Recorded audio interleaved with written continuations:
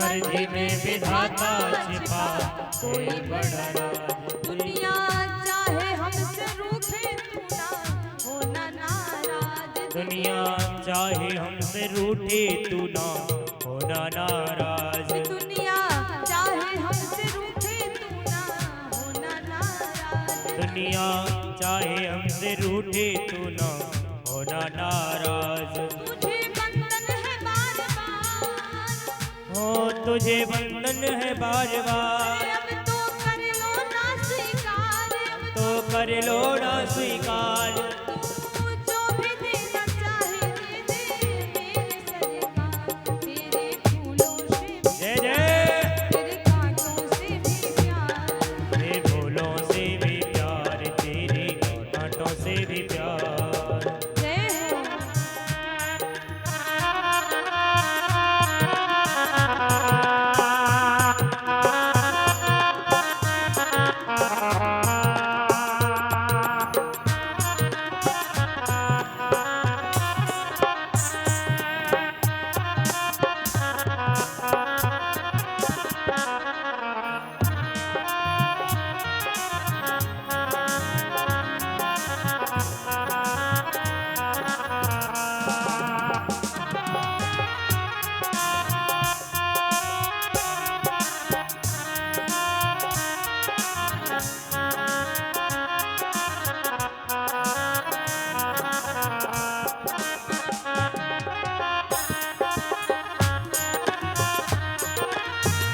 और कहिए हे प्रभु आप जैसे भी रखो, अगर दुख दोगे वो भी स्वीकार है और सुख दोगे वो भी स्वीकार है। और अगर ऐसा भाव लेकर परमात्मा की शरण में जाओगे तो वास्तव में आपका जीवन दुनिया से अलग हो जाएगा। कहिए हे प्रभु हमको दोनों है पसंद तेरी धूप और छाँव। तो दोनों है पसंद तेरी धूप और छाँव। हमको दोनों है पसंद तेरी धूप और छाँव। हमको दोनों है पसंद तेरी धूप और छाँव। कहिए हे प्रभु कर्म के पुजारी कर्म चाहते हैं। कर्म के पुजारी कर्म चाहते हैं, हरम के पुजारी हरम चाहते हैं। कर्म के पुजारी कर्म चाहते हैं और हरम के पुजारी हरम चाहते हैं। हम ना सुख ना दुख चाहते हैं, हम ना सुख ना दुख ना गम चाहते हैं। प्रभु जो तुम चाहते हो वो हम चाहते हैं। कैसे? हमको दोनों है पसंद तेरी धूप और छाँव। हमको दोनों है पसंद तेरी धूप और छाँव। ओ दाता किसी भी दिशा में ले चल जिंदगी की नाव। पता किसी भी दिशा में ले चल जिंदगी के नाम। चाहे हमें लगा दे पार, चाहे हमें न जाने पार, जादू बांधे तू मझधार, जादू बांधे तू बरदार। तू जो भी देना चाहे मेरे सरकार। तेरे फूलों से भी प्यार, तेरे कांटों से भी प्यार। तेरे फूलों से भी प्यार, तेरे कांटों से भी प्यार। तेरे फूलों से भी प्यार, तेरे कांटों से भी प्यार। तू जो भी देना वो जो भी देना चाहे तू दे दे सरकार। तू जो भी देना चाहे तू दे दे सरकार। तेरे फूलों से भी प्यार, तेरे कांटों से भी प्यार। तू जो भी देना चाहे मुझको दे दे सरकार। तू जो भी देना चाहे मुझको दे दे सरकार। तेरे फूलों से भी प्यार, तेरे कांटों से भी प्यार। तेरे फूलों से भी प्यार, तेरे कांटों से भी प्यार। बोली वृंदावन बिहारी लाल की जय हो, श्री राधा रानी सरकार की जय हो।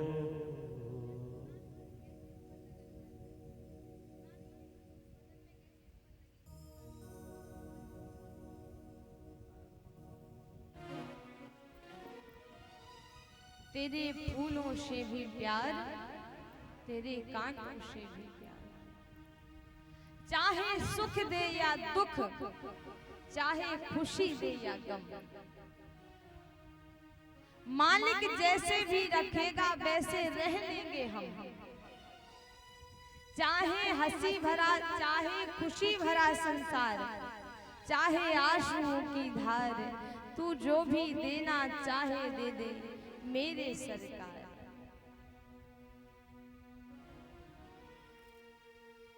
भाव होना चाहिए, भाव का भूखा हूं मैं, भाव ही एक सार है, जो भाव से भजता मुझे उसका बेड़ा पार है।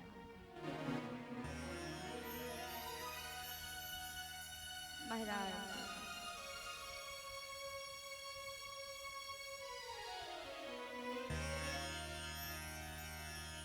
मैया सबरी की कथा आपने सुनी होगी, मीराबाई की पावन लीला चर्चा आपने सुनी होगी,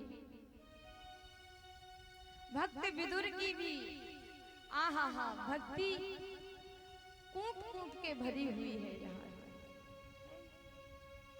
सबसे मीठी प्रेम सगाई, दुर्योधन के मेवा त्यागे साग, विदुर घर का खाई, सबसे ऊंची प्रेम सगाई।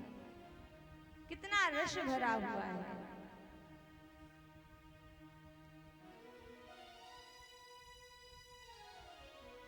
एक भक्त ने भगवान से पूछ लिया, प्रभु आप ये बताइए कि आप तो हर एक भक्त के घर में जाते हो, आपको सबसे ज्यादा सुख का अनुभव कहाँ हुआ? भगवान मुस्कुराते हुए कहते हैं, एक तो तब जब मैं विदुर जी के यहाँ गया था, विदुरानी माँ के हाथों से जब मैंने छिलके खाए तो आहा वो प्रेम के छिलके थे, इतना स्वाद कि मुझे पता नहीं चला। 1 2 3 4 नहीं, तकरीबन 45-46 छिलके भगवान कहते मैं खा गया। एक तो जब विदुरानी के यहाँ गया तब मुझे प्रेम ज्यादा सुख का अनुभव हुआ। दूसरा मैया सबरी के यहाँ जब मैंने वो रूठे वेद खाए,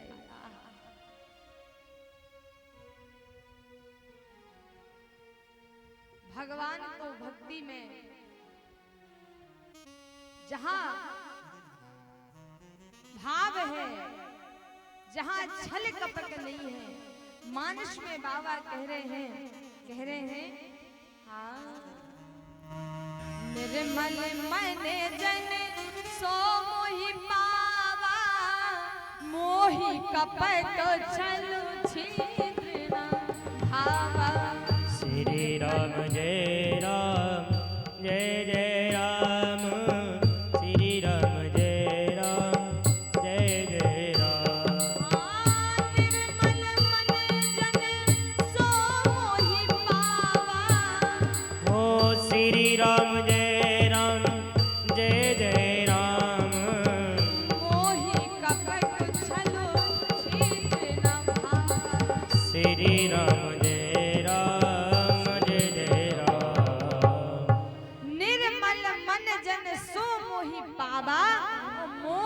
कपट छल छिद्र न भावा।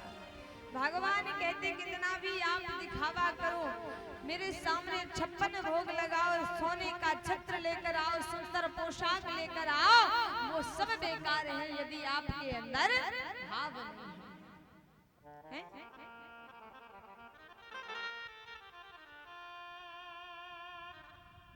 आज जो मैया सबरी है, कहते हैं गुरु की ऐसी कृपा हुई कि मैया सबरी के घर स्वयं भगवान को चलकर आना पड़ा। अच्छा, सबरी के पास क्या था? भगवान क्यों मैया सबरी के यहाँ चलकर आए? किसी लालच बस आए, किसी लोभ बस आए? नहीं, प्रेम था, भाव था और इतनी शक्ति थी मैया सबरी की भक्ति में कि भगवान स्वयं खिंचे चले आए।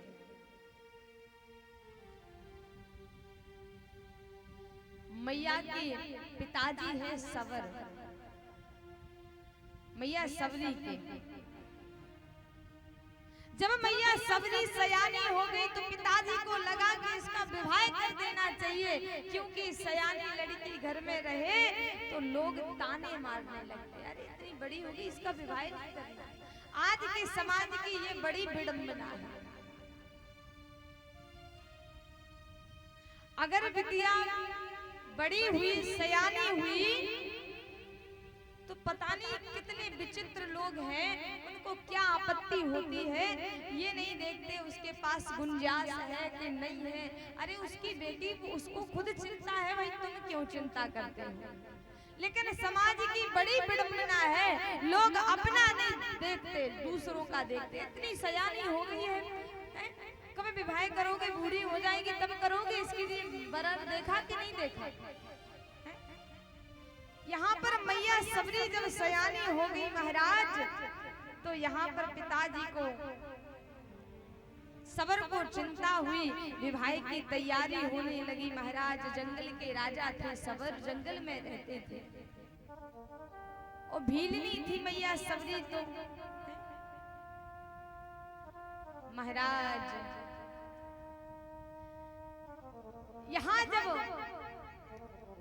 सबरी के विवाह की तैयारी चलने लगी, मैया सबरी को मालूम नहीं कि मेरे विवाह की तैयारी चल रही है।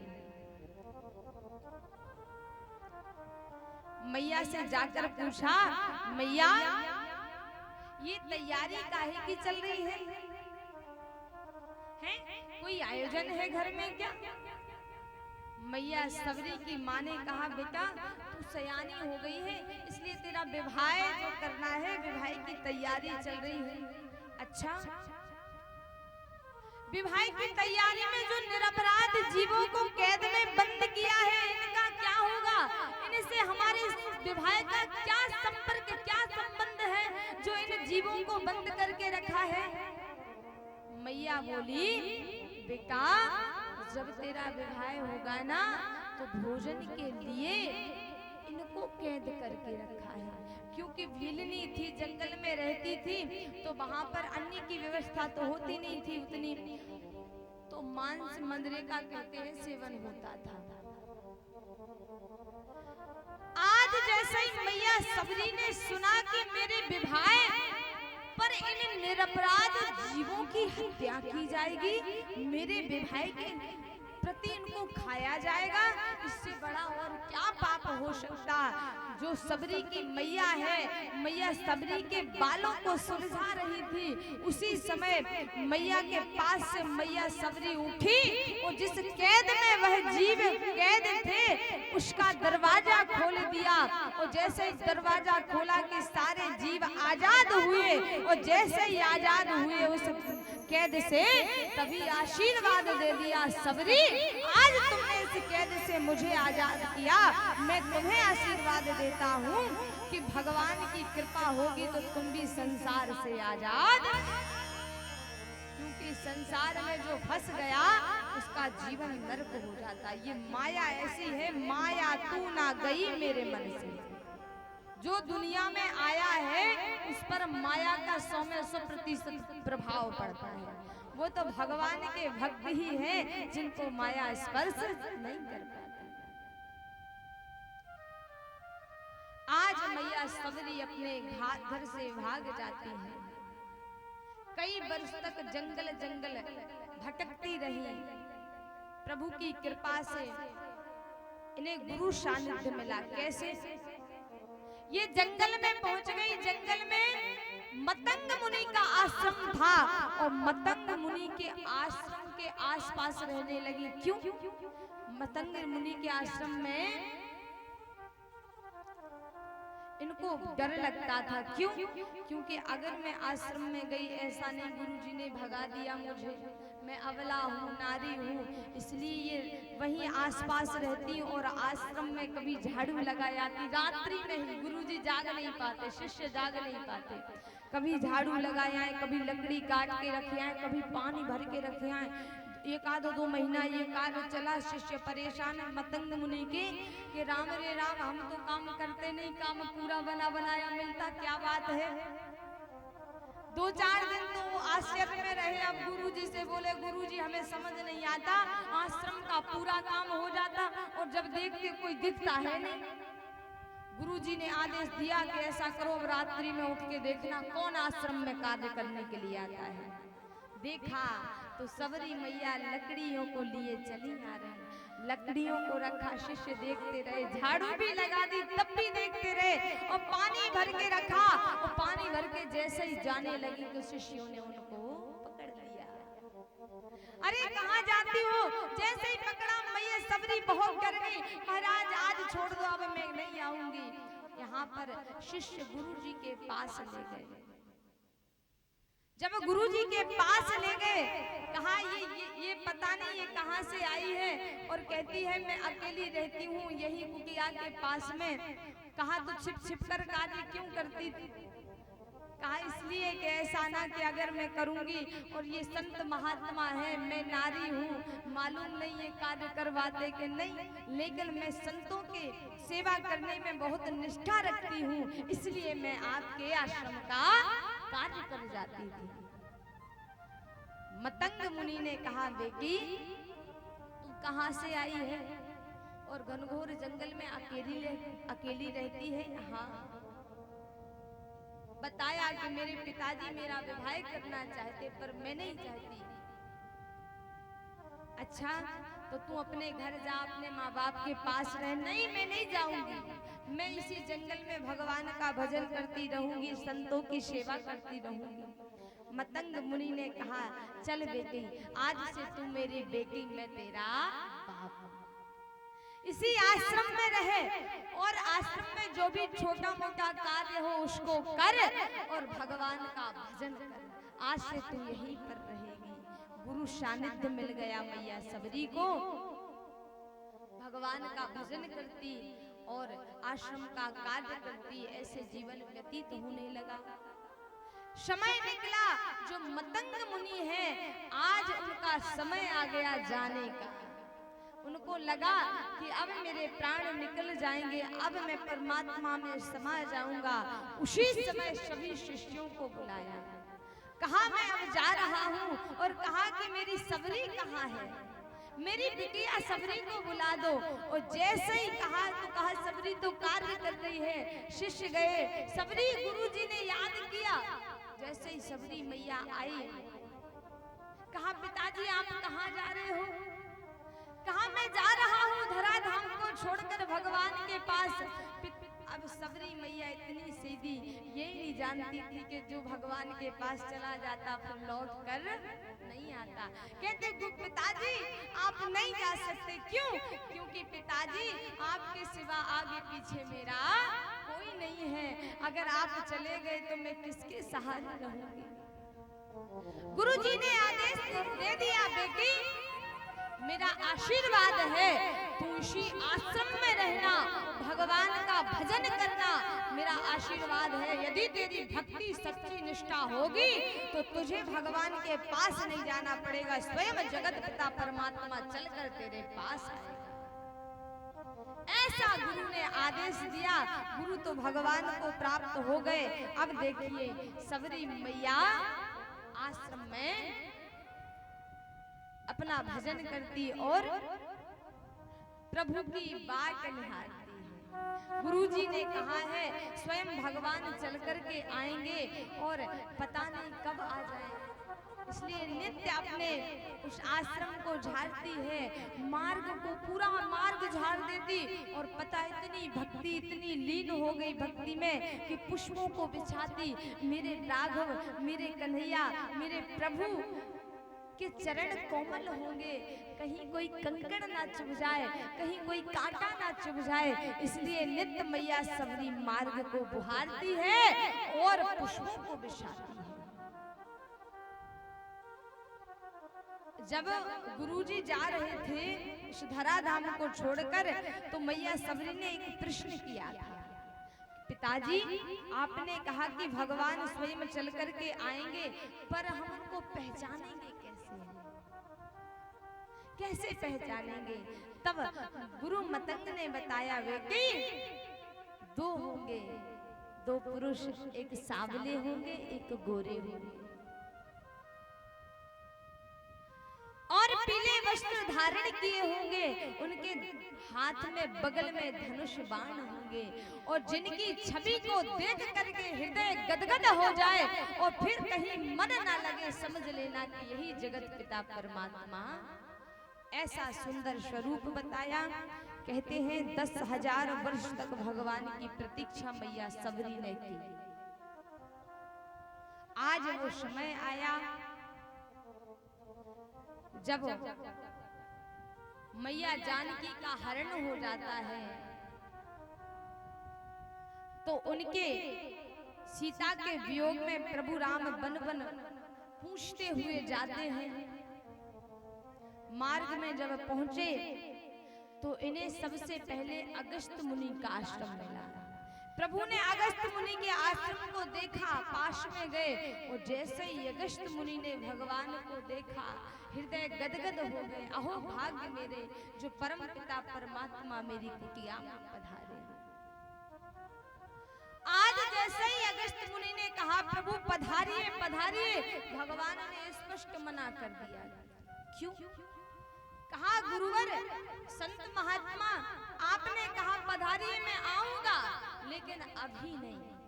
अभी आप मुझे ये बता दो मेरी मैया सबरी कहाँ रहती है।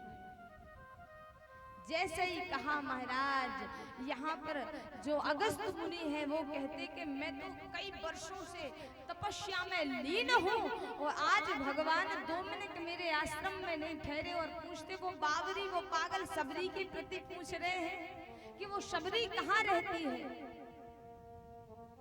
आपको एक बात और बताएं, भगवान भक्त के यहाँ दर्शन देने के लिए नहीं जाते। अब आप सोचोगे ये भी कोई बात हुई, भगवान तो भक्त को दर्शन देने के लिए ही जाते। नहीं, भगवान भक्त को दर्शन देने के लिए नहीं, भगवान भक्त के दर्शन करने के लिए जाते हैं, देने के लिए नहीं जाते। आज महाराज जैसे ही मैया सबरी के आश्रम में पहुंचे, नीची गर्दन किए बैठी है और कह रही है, रे कागा तू ही बता दे मेरे राम कब आएंगे। अरे वृक्षों तुम ही बता दो मेरे राम कब आएंगे, कब आएंगे। कह रही है, बोल बोल कागा मेरे राम कब आएंगे। कह रही है कि भोले भाले दोनों भाई बड़े ही रिझावर हैं, मेरी इन अखियों की दोनों ही तो तारे हैं, कि जान के अनाथ मुहे, कि जान के अनाथ मुहे पार कब लगाएंगे। बोल बोल कागा मेरे राम कब आएंगे। इस प्रकार मैया सबरी कह रही थी। उसी समय भगवान राम लक्ष्मण पहुंचे, नीचे गर्दन किए बैठी है। प्रभु ने कहा, मैया ओ मैया सबरी, मैया। मैया सबरी बोली, मुझे नहीं देखना, मुझे दुनिया वालों को नहीं देखना, मेरे राजा को पता नहीं कब आएंगे, कब आएंगे। मेरा तो जीवन ही निकला जा रहा है और अभी प्रभु का मुझे साक्षात्कार नहीं हुआ। अरे मैया देख तो, आज भगवान गदगद हो रहे। और जैसे ही मैया ने सबरी ने ऊपर निगाह उठाकर देखा, जो गुरुजी ने स्वरूप बताया था वही सामने सामने सामने और गोर वर्ण और पीले वस्त्र धारण किए, बगल में धनुष बाण धारण किए, आज वही जगत पिता परमात्मा मैया सबरी के सामने चरणों को पकड़ लिया, नेत्र से अश्रु धारा बहने लगी। अहो भाग्य मेरे, भाग्य धन्य हो गए। आज मेरे प्रभु परम पिता परमात्मा का मुझे साक्षात्कार हो गया, मेरा जीवन धन्य हो गया, सार्थक हो गया। दौड़ के गई, कुटिया में आसन बिछाए, प्रभु पधारिए पधारिए। आज मैया सबरी भगवान को प्रसाद लगाने के लिए, भोग लगाने के लिए सोचती क्या लेकर, क्या लेने जाऊं, प्रभु क्या खाएंगे। यहाँ वाल्मीकि रामायण में वर्णन आता है और रामचरितमानस में भी कंदमूल का वर्णन आया है कि भगवान को कंदमूल खिलाए, फल खिलाए। लेकिन हमारे संतों का भाव है कि भगवान को मैया सबरी ने बेर खिलाया। आज मैया सबरी टोकरी को लेकर के गई और बेरों को चख चख कर लाती है। सोचती है अरे वो तो 56 भोग खाने वाले हैं, कहीं कोई खट्टा बेर पड़ गया तो स्वाद बिगड़ जाएगा, इसलिए चख चख के बेर लाई है। यहाँ पर भगवान राम के सामने रख दिए, प्रभु प्रसाद लगाइए।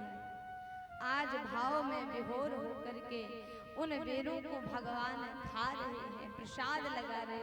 बगल में लक्ष्मण जी बैठे, मन में विचार कर रहे जूठे बेर खिलाती है ये तो, अरे जूठे हम काय को खाए।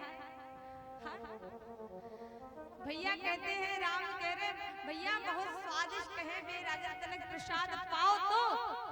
लक्ष्मण जी कहते हम जूठे थोड़े ही खाते हैं। भगवान राम तो प्रेम में वशीभूत होकर उन बेरों को खाते जा रहे, लक्ष्मण जी पीछे फेंकते जा रहे हैं। और जो साबुत बेर हैं उनको लक्ष्मण जी खा रहे हैं। कहते हैं जब लक्ष्मण जी को शक्ति लगी ना, तो जो बेर फेंके हुए थे वही संजीवनी बूटी बने, और उन्हीं संजीवनी बूटी से जब लक्ष्मण को शक्ति लगी तब उनके प्राण बचे। तो भक्ति में वो सामर्थ्य है। आप भाव से एक बार बुलाकर तो देखो, परमात्मा कहता है, प्रभु कहते हैं कि तू एक कदम चल और अगर तू कहेगा तो 10 कदम आगे मिलूंगा तुझे। भक्ति में वो सामर्थ्य है कि परमात्मा पीछे पीछे दौड़ता है, 10 कदम आगे तुझको बढ़ा देगा भगवान, बस तू विश्वास कर। विश्वास जहां है वहां सब कुछ है। अच्छा मैया, कल कथा का विश्राम कहाँ हुआ था? और परीक्षित महाराज कहाँ विश्राम हुआ था? जय बाबा, कहाँ विश्राम हुआ था? हमें भी तो पता चले। हाँ याद है। जय हो जय हो। हमारे महात्मा जी बता रहे हैं कन्हैया का जन्म हो गया था। आज जैसे ही हमारे कन्हैया का जन्म हुआ, सारे ब्रज में मंगल गान होने लगे महाराज। सभी ब्रज की युवतियां सुंदर श्रृंगार करके आज यशोदा मैया को बधाई देने के लिए जाती हैं। जब सुंदर सुंदर युवतियां, सुंदर जो है गोपियां जब बधाई देने के लिए गई, तो यहाँ पर मार्ग से जा रही थी, तो जो बूढ़ी बूढ़ी मैया है इनने देखो, बोली कहा बात है भैया, आज चकाचौंध कहाँ जा रही हो इतने सज धज के? बोले अरे मैया तुमको मालूम ना है, नंद के घर छोरा भयो। छोरा? अरे छोरा भयो? सो मैया 10-12 बूढ़ी गुकैया, 3 गुकैया समझते, बूढ़ी बूढ़ी मैया है जिनकी उम्र कम से कम 80-82 वर्ष, कई बूढ़ी मैया तो 100 वर्ष की, यही समझ लो। सो महाराज 2-4 मैया इकट्ठी हुई, बोली जे सबनी बहुएं सज सज के चली गई, हम का सज के नहीं जानत? हम भी तो जानत सज के, हम भी तो काऊ देना बहू हती। सो महाराज अब शासन की बहुएं तो निकल गई नंद बाबा के यहाँ बधाई देने के लिए। अब ये बूढ़ी बूढ़ी मैया इकट्ठी भई, सो भैया सजन लगी, बोली हम भी बधाई देने के लिए जाएंगे। अब ऐसे जाएंगे तो वहां तो मथुरा से आए होंगे बधाई देने के लिए, तो ऐसे ठीक नहीं लगेगा, इसलिए सज रही है। अपने वही 80 वर्ष के विवाह को जोड़ा निकाला महाराज। अब साड़ी पहरी, पहले तो इतना खतरनाक श्रृंगार होत नहीं है तो भैया, अब बहुअन को श्रृंगार अब सास है का जाने, सोने जी तो मालूम नहीं है तो कौन सी चीज कितने लगाना। सो महाराज जो लाली हती लिपस्टिक कहती सो बातों आंखन में लगा ली, और जो काजर हतो सो वो होठन में लगा लो महाराज। और अपने वही 80 वर्ष को पहले को जोड़ा पहनो, वो जोड़ा पहन के बोली शीशा के सामने, आहा इतने सुंदर लग रहे हैं। अब जो है बधाई देने के लिए सो बूढ़ी बूढ़ी मैया अब नंद बाबा के घर में बधाई देने के लिए जा रही है। जैसे ही नंद बाबा के यहाँ पहुंचे तो वहां पर भैया माखन के गोला लुटाए जा रहे थे, माखन मिश्री लुटाई जा रही थी और खूब आनंद मंगल हो रहा था। नंद घर आनंद भयो जय कन्हैया लाल की। देखिए पहले दिन की कथा में सर्वप्रथम श्लोक में सच्चिदानंद रूप आए, सच्चित आनंद भगवान के 3 स्वरूप। यहाँ पर जब नंद बाबा के घर में भगवान का अवतार हुआ तो ये नहीं कहा कि नंद घर कृष्ण भये जय कन्हैया लाल की, ये कहा नंद घर आनंद भयो जय कन्हैया लाल की, क्योंकि भगवान तो आनंद है। महाराज जैसे ही बूढ़ी मैया पहुंची सो माखन के गोला लुटाए जा रहे थे। महाराज वहां पर जैसे ही पहुंची मैया ने पूछो भैया छोरा ये तो बता छोरी भई के छोरा। सो महाराज मैया के मुंह में दांत तो थे नहीं, सो एक ग्वाल ने इतना बड़ो माखन को गोला उठाओ दूर से निशाना लगा के मारा कि महाराज दांत नहीं थे, और जैसे ही कहा छोरा मैया को मुंह थोड़ो बबो तो 22 समय गोला फेंक के मारो तो वो मुंह में नहीं सीधो अंदर ही चलो। बोले मैया समझ गई का भाव? बोले हाँ समझ गए छोरा भाव छोरा। इस प्रकार से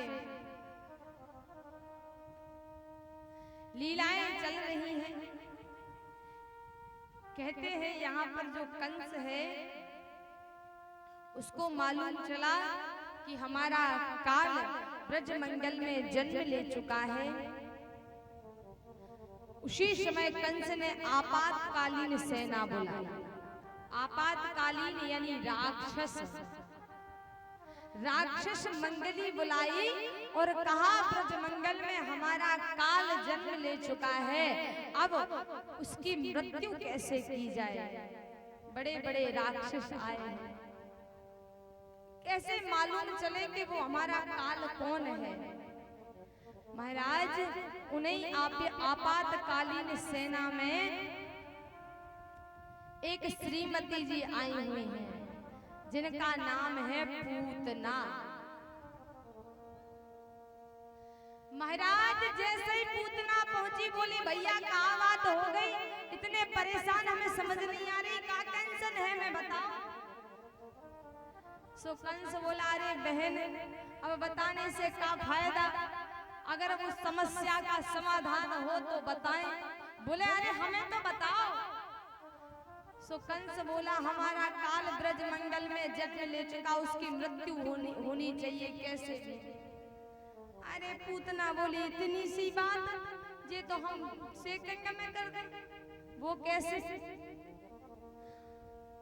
बोली अरे भैया हम ब्रजमंडल में जाएंगे और पोलियो ड्रॉप की दवा पिलाने के बहाने सबको जहर पिला देंगे, जितने भी नवजात शिशु बालक हैं उन्हीं में तुम्हारा काल होगा सो वो भी मर जाएगा। कंस बोला विचार तो बढ़िया है आपका, लेकिन आपने अपनो जो थोबड़ो देखो, शकल देखी अपनी, ये स्वरूप देखा, ऐसा भयंकर रूप लेकर जाओगी तुम तो कोई अपने गांव में घुसने देगा तुम्हें। पूतना बोली भैया बाकी टेंशन नहीं करो, आज के समय में भैया ब्यूटी पार्लर एक ऐसा पार्लर चल गो कि वहां में कारी घुसा और गोरी ब्यूटी पार्लर। अच्छा कौन कौन जाने ब्यूटी पार्लर, तनक तनक से बच्चा जाने, हमें तो जे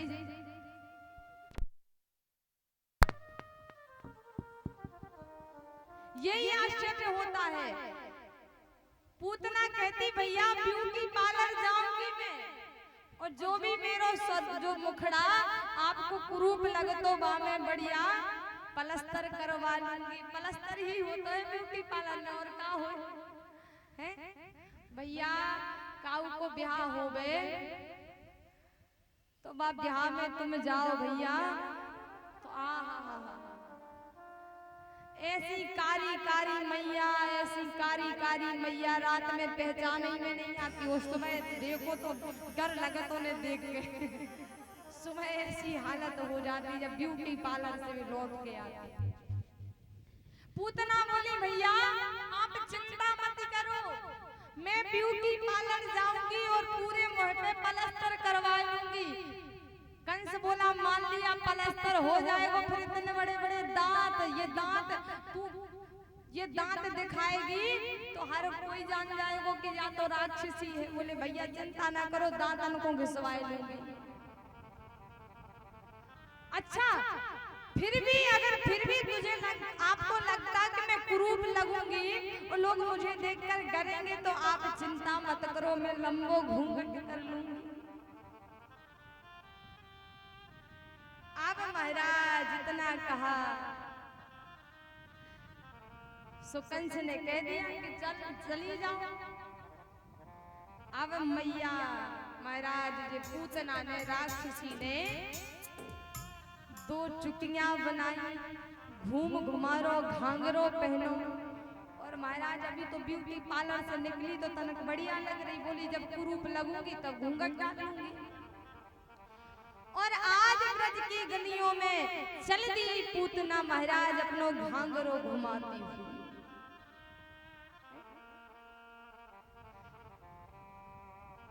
एक बात बताएं, अपवित्रता जो होती है कितना भी बनावटी कर ले, लेकिन उसकी गंध आ ही जाती है। ये तो राक्षसी है। कहते हैं हमारे गुरुजी बताते राक्षसी का कैसा स्वभाव, कहते हैं 4 मुर्गा खा करके और 4 मुर्गा लिए साथ में, और आज ब्रज की गलियों में जा रही हो, गंध आई। अब जो मांस साथ में लिए हो तो गंध तो आएगी। तो जितने भी ब्रज के कुत्ते थे सब पूतना का पीछा कर गए। कारण क्या था, मुर्गा साथ में लिए थी, खुशबू सूंघते ही सारे ब्रज के कुत्तों ने पूतना का पीछा कर लिया महाराज। और जैसे ही कुत्तों को देखा पूतना भागी, जान बचा करके महाराज। यहाँ पर पोलियो ड्रॉप की दवा के बहाने पूतना धीरे धीरे करके चल रही है। वो कहते हैं सबको दवा पिलाती जा रही, कह रही मैं दवा पिलाने वाली हूँ, और जो बच्चे हैं अगर इनको एक बार दवा पिला दूंगी तो बच्चे बीमार नहीं होंगे। अब बेचारी माताएं क्या जाने सो अपने अपने बच्चों को लेकर के धीरे धीरे दवा पिलाती भई महाराज। आज पूतना नंद घर में पहुंच जाती है, और जैसे ही पहुंची वहां पर आनंद उत्सव मनाया जा रहा था। आज पूतना कन्हैया के पालने के बगल में जाकर बैठ जाती है। मैया यशोदा पालना झुला रही थी और पूछा बहन कहाँ से आई हो? बोली अरे हम मथुरा से आए हैं, हमने सुना है नंद के घर में बड़े दिनन में छोरा बहू भाई की बधाई देने के लिए आए हैं। अब मैया यशोदा का जाने के जा तो राक्षसी कन्हैया को मारने को आई है। अब महाराज यहाँ पर मैया यशोदा ने कहा तो चल सकी तू लाला को पलना झुला, तब तक मेहमान आ रहे हैं तो हम उनकी आवभगत कर दें। पूतना को मौका मिल गया, अरे हम तो इसी के लिए बैठे थे। और आज पूतना ने कन्हैया को पालने में देखा और कन्हैया ने पूतना को देखा, मुस्कुरा गए। अरे बुआ जी हमारी तो किस्मत ही खराब है, और जब राम जन्म हो तो पहले पहले ताड़का आ गई, और अबे जन्म हो तो तू आ गई है। अभी माखन मिश्री खाने का समय था तो तू जहर पिलाने आ गई। इसलिए प्रभु मुस्कुराए। अब देखिए पूतना ने प्रभु को गोद में ले लिया, उठा लिया, और गोद में उठा करके जैसे ही स्तनपान कराने लगी, उसी समय प्रभु ने नेत्रों को बंद कर दिया। यहाँ पर राजा परीक्षित ने फिर प्रश्न कर दिया, गुरुदेव भगवान ने पूतना को देखकर नेत्र बंद क्यों किए? तो बताते हैं भगवान ने नेत्र बंद इसलिए किए क्योंकि भगवान शंकर को याद किया। क्यों भगवान शंकर को इसलिए याद किया? बोले बाबा अभी हमारा जन्म हुआ है और हम पहली बार विष पीना नहीं चाहते, अभी हमको माखन मिश्री खाना है, इसलिए कृपा करके आप विष को आप पी लीजिए और दूध हम पी लेंगे। इसलिए भगवान शंकर को याद किया। और जैसे ही पूतना ने कन्हैया को अपने स्तन में लगाया, महाराज आज कन्हैया मुस्कुराते हुए दूध को पी रहे हैं। 10 मिनट 15 मिनट 20 मिनट तक कन्हैया पीते रहे, दूध पीते रहे। आज अब कन्हैया ने प्राणों को पीना शुरू कर दिया। और जैसे ही प्राणों को पीना शुरू किया महाराज, यहाँ पर जैसे ही प्राण निकलने लगे कि पूतना छटपटाई महाराज एकदम दहाड़ पड़ी, बचाओ बचाओ बचाओ, इस प्रकार पूतना चिल्लाने लगी। और आकाश मंडल में लाला को लेकर जैसे ही प्राण निकले महाराज, भूमि पर ऐसे गिरी कि बड़े जोर का धमाका। जैसे ही धमाका हुआ महाराज, यहाँ पर सारे गोकुल वासी जो है बहबल हो गए। अरे क्या हुआ? तो जैसे यशोदा ने देखा कि लाला पालने में नहीं है तो चिल्ला पड़ी। ब्रजवासियों ने देखा जहां पूतना का शव गिरा था, वहीं पर कन्हैया पूतना की छाती पर बैठे खेल रहे थे। नशेनियों को लगा करके कन्हैया को नीचे उतारा। मैया यशोदा ने लाला को हृदय से लगा लिया और जाने अपने देवी देवताओं को याद करने लगी, इष्ट देवताओं को याद करती है, गाय का झाड़ा लगाती है कि आज हमारे पूर्वजों की कृपा से, देवी देवताओं की कृपा से मेरे लाला को कछु ना हो।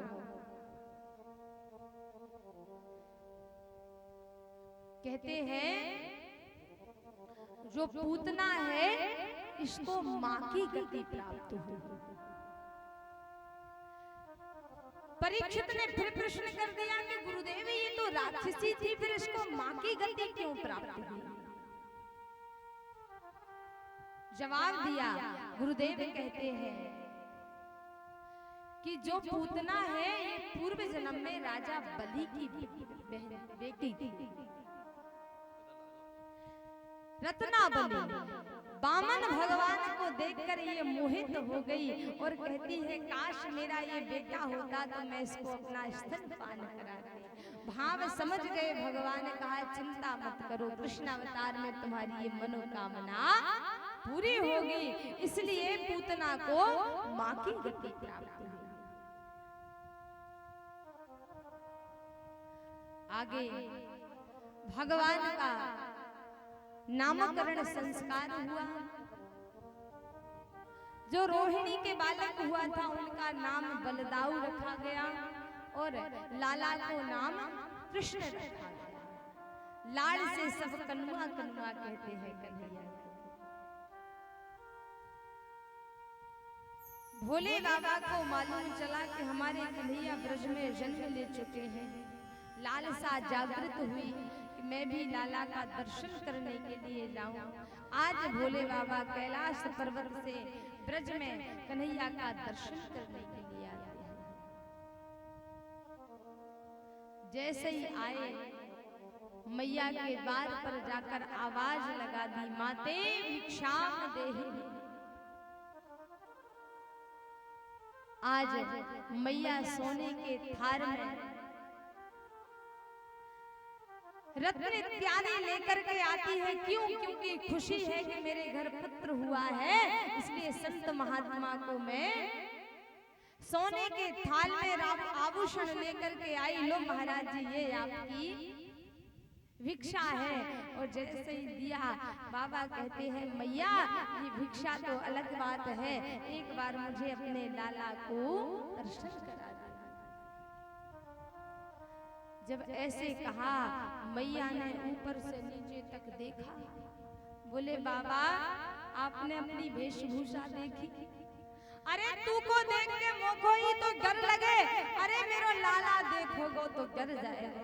इसलिए बाबा तू जो मांगेगा वो मैं तुझे दूंगी, लेकिन लाला को दर्शन नहीं कराऊंगी, क्योंकि मेरो अकेलो ही छोरा है। अगर डर गए हो बाबा तो फिर मैं क्या करूंगी, इसलिए मैं दर्शन नहीं करा सकती।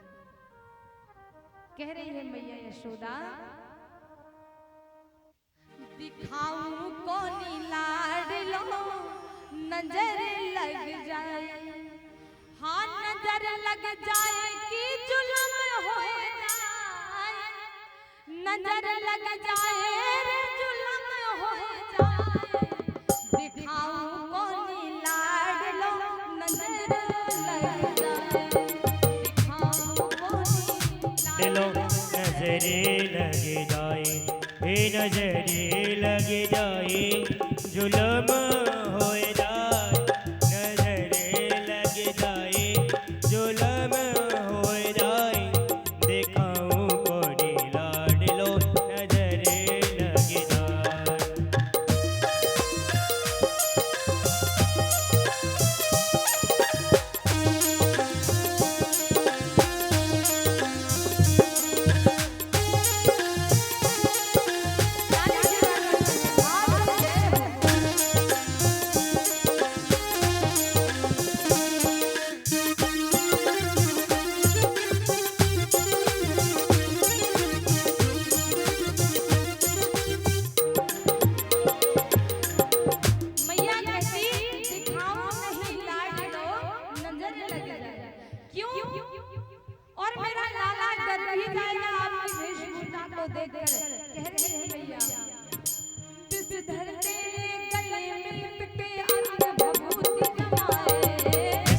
तेरे गले में लिपटे अंग भभूति रमाए, विषधर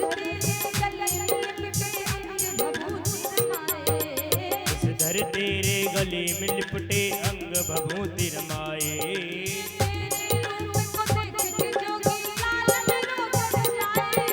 तेरे रूप को देख के जोगी लाल में रो डर जाए,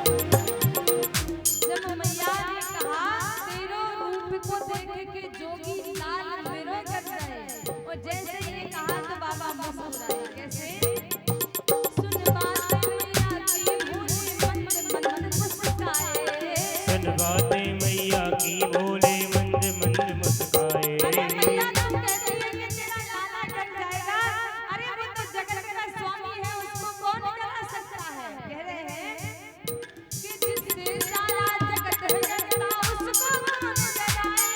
ओ जिससे सारा जगत है डरता उसको कौन डराए।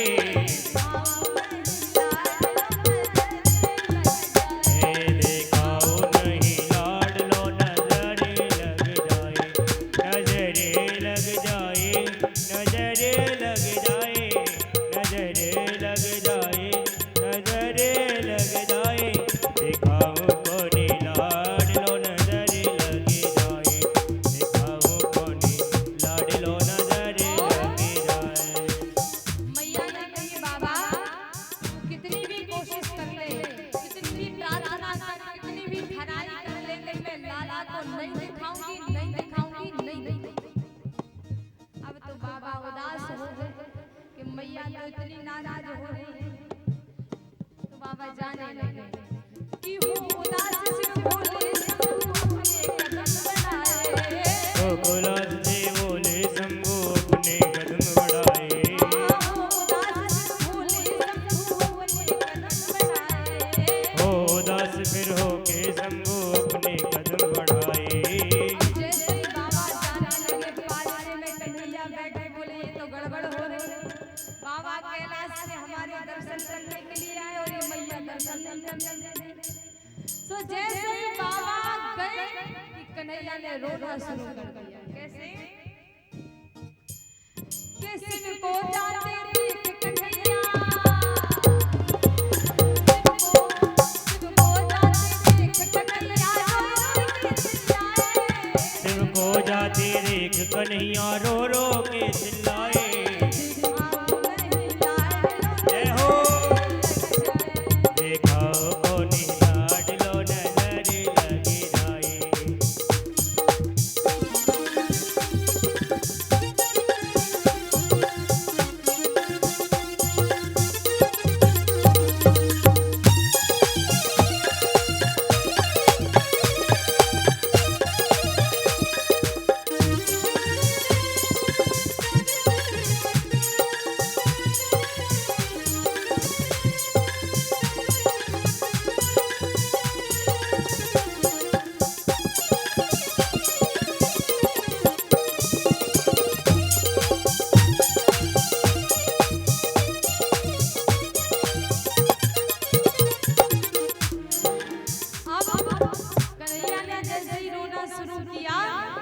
तो मैया घबराई कि अभी तो लाला शांत था, क्या हो गया इसको अचानक रोने लगा और बहुत जोर जोर से कन्हैया रो रहे हैं।